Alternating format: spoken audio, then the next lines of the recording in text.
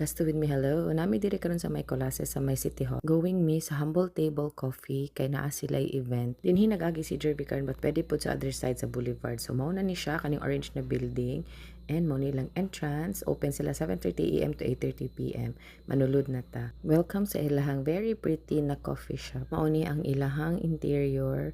Very homey gyud kaayo siya. Nice kaayo magtambay. Anyway, ilang event for today is collaboration with Two of a Kind Davao. I-mention ako ilahang page para ma-check ninyo ilang items and mo ang menu sa Humble Table. Kani mo ni ang ilahang gi-offer for today's event. Na ilang mga croissant and then naa sila mga pie, queen naman, and kani tawag nila ani is chocolatin or para sa ato is pana chocolate. Anyway, mo ni ilang menu and intermission ta. Cheers and prenup video. Char! O, asa mo ana? Wala mo ka ready, no? Anyway, mo ni si Miss Lisa, ang owner sa Two of a Kind. Thank you so much and mo ni ang pwede agian sa other side. From Boulevard before maabot sa Almendros Gym na ipaliko going to Barracks, makita niyo nice Cebuana Luwilier. Pasudod lang dito, unahan lang siya gamay and hope nakatabang ni sa wala jud katuod sa Humble Table. Bye!